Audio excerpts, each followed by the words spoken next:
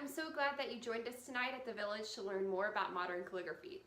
One of the ways that I teach in my art room is I record a demonstration video, and that allows me to be both on the floor teaching one-on-one instruction and to be on the screen teaching to kids as a whole. So this is going to be something that I'm going to be implementing tonight. If you have any questions, feel free to flag me or one of my helpers down. Enjoy!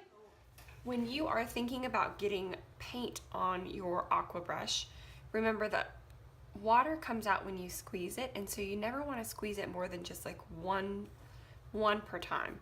So when I want to come over to get, I'll start with black, squeeze it a couple times, and that should get it nice and moist in there. I'm going to rub that black so that we get some of that pigment off. And then before I ever put this to what I'm doing, whatever I'm writing, I want to take a scrap piece of paper and test out what those lines look like, maybe just a couple of times like that, and make sure that it's not going to bleed all over. If you push the pen out too much, sometimes it has a tendency to do that and it's too wet. You want it to be nice and bold, but you also don't want it to be super liquidy and run all over the place. And if you want to switch colors, what I do is I just make those marks until my pen starts running completely clear. It will run eventually completely clear. So before we even begin our letters, we're going to practice just our heavy and light stroke. So I'm going to get my pan nice and wet and test. Ooh, that's a little dry, so I think I need a little more water. Okay. So now that I'm ready to put brush to paper, I'm going to just go light on the up and heavy on the down. Light on the up and heavy on the down. And again, this takes practice. I'm still learning. It's never going to be exactly perfect. Sometimes I have to go back and smooth those heavy lines down, especially with these aqua brushes. If you want a super perfect line, I would suggest always using a Sharpie and making those lines perfect yourself. But for now, we're going to just practice that light up, heavy down. Light up, heavy down. So notice that up line is going to be thinner and that down line is going to be darker. So the only difference I'm doing is I'm going light pressure on the up stroke and heavy pressure on the down stroke. Light pressure on the up, heavy pressure on the down. And you just want it to get as smooth as you can. This is a good drill anytime you haven't been practicing in a while and you want to kind of get back into the groove of doing calligraphy. You can see how much smoother mine are now that I've done a few lines from when I started. So take maybe one or two lines and just practice. You can even do it on this line up here so that you don't use all of your practice paper.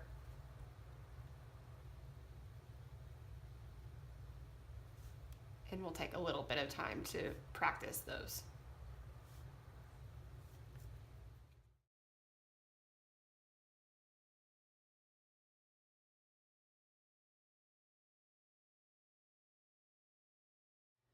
So if you look at this practice sheet, you'll notice that all the letters start thin with the little thin line up into the letter. So you can practice that if you want somewhere to start. This is a good place. So with the A, get some of that paint on there, make sure we've got a nice little line on this paper, this scrap paper over here. And then we can go over to our practice sheet, our black blank paper here, and just start practicing that thin line up from the bottom to that dotted line. And that's going to give us a nice base for our A. And then when we come down into the loop of the A, we want it to be a hard line, heavy line down, thin line up, heavy line down, and thin line up.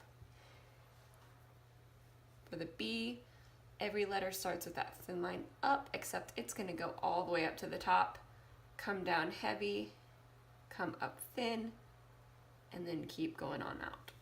So you can look at these as your example.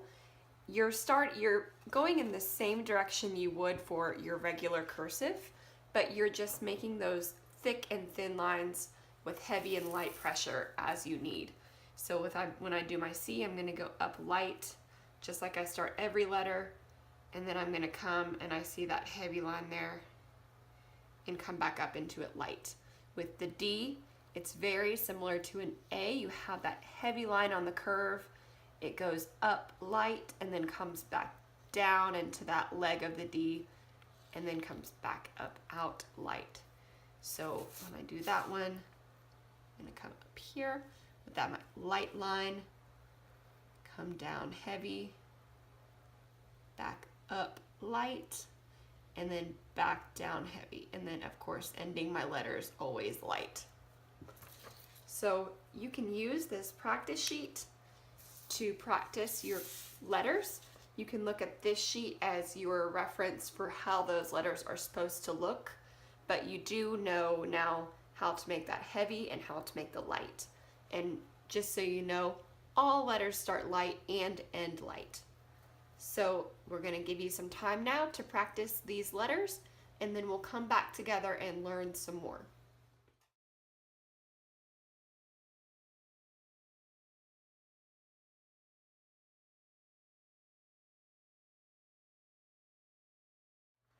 Okay, so hopefully you've had time to practice all of your letters at least one time. And if you're getting frustrated or you feel like, oh my gosh, I'm just so horrible at this, don't get frustrated. You're gonna have more time to practice when you go home. You're gonna get to take these aqua pens home with you today. I practiced so many nights before I finally got the hang of this. And so this was not something that I just latched onto like that. It was something that really took a lot of practice. Today, you're learning the basics so that you can go home and continue learning on your own time. So I'm going to teach you how to now link all of your letters together. So if we are writing the word gather, we're going to start with our G, going into that light line, come down hard, up softly. If you've noticed, a lot of the loops that start either like an A or a D or a Q or an O, they're gonna have that same shape that goes hard down and then light up. So with a G, it's that same shape, and then we're gonna come hard down into that tail, light out of it. And I'm gonna make sure I come up to that dotted line because that's gonna put me in prime position to start my A again. So now that I have that there, I can start from where that ended and I can come just straight down into my A. And then the A is going to do the same thing. It's going to go back up to that dotted line and put me in position for my next letter, which is going to be T. So I'm going to start here at the top, come straight down, and again back up into that prime position, and I can go ahead and cross my T. And then H, so I'm gonna start back there so that it's a nice smooth line up to that top line, down into that thick line, and again coming up to the dotted line so that I can start my E.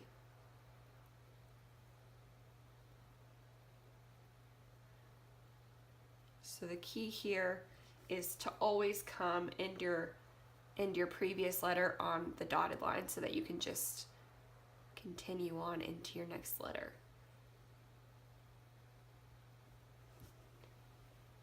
And if you want a way to make it even fancier, you can find a way to make these first lines curve out, and you can do the same thing with your ending line. And so we're going to be practicing gather, because this is going to be the word that we write on our final artwork piece. So take the next few lines to practice this word.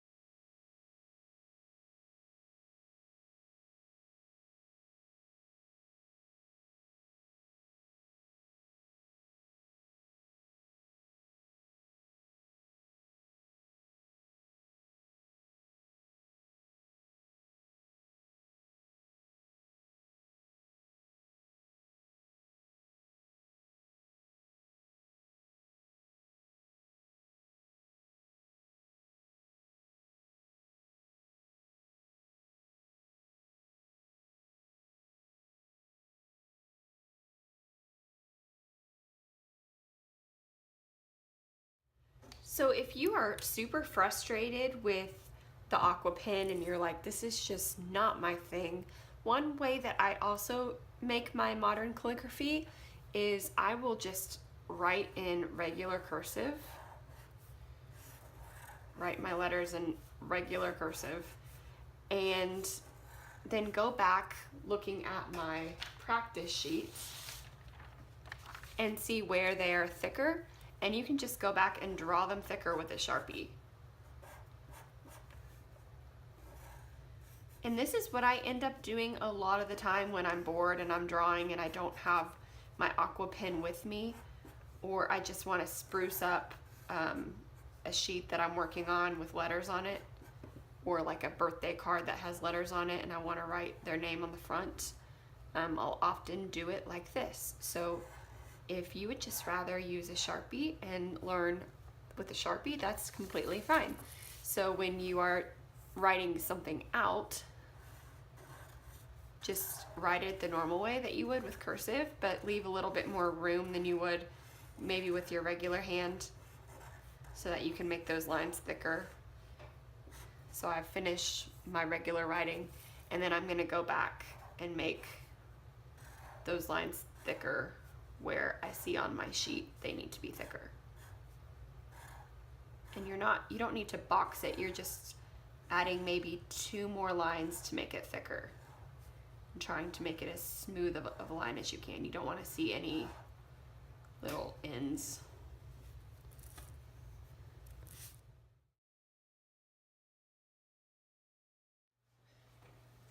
So to make a very basic flower, what I do is I pick a color, so I'm going with a nice rosy red here, and I just make circles.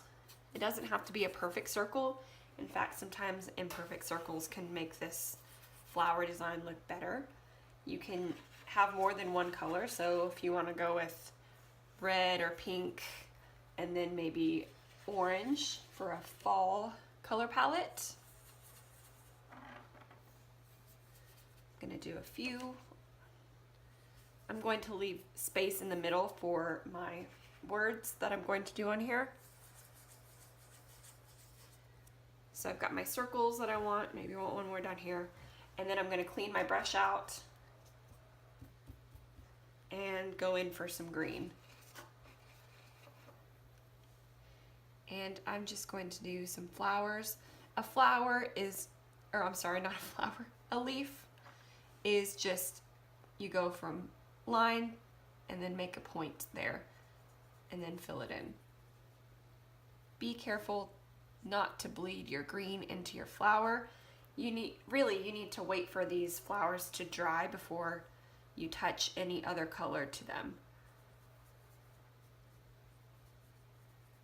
So it's kind of like a curvy triangle.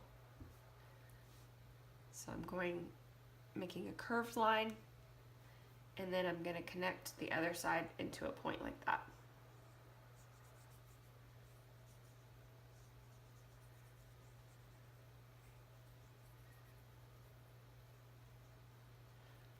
You can make some of that greenery that we see in a lot of designs lately, using just a line with some circular leaves.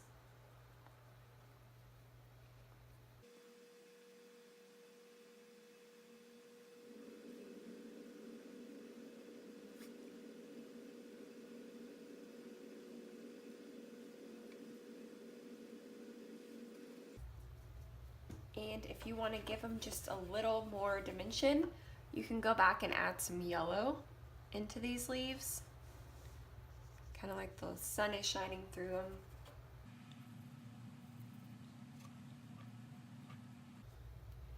You could go back and add another color to your flowers. We do want those flowers to be able to dry, so maybe try not to add too much water to them. And while those flowers are drying, I'm going to do my writing in the middle of my paper. So we are focusing on gather tonight.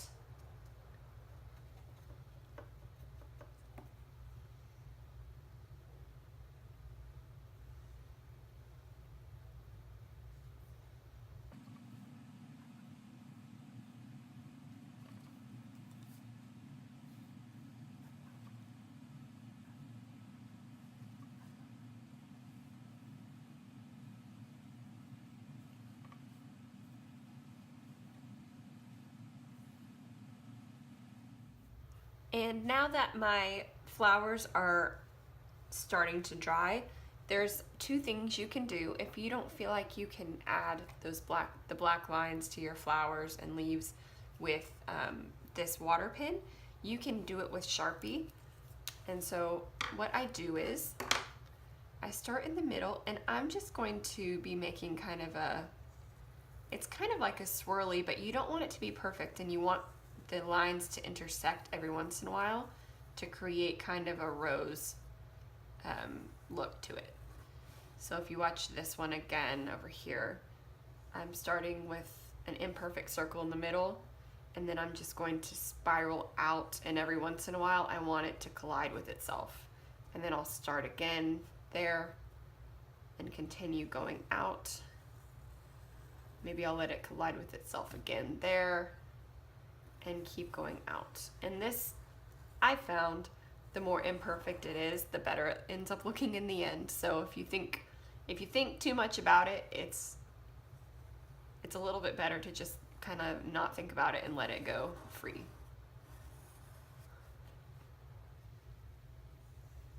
And if you would rather make your own flowers, I'm showing you one way that I do this, kind of a pretty simple way, but if you want to do your own thing, this is totally up to you. It's your artwork. So feel free to do this however you want.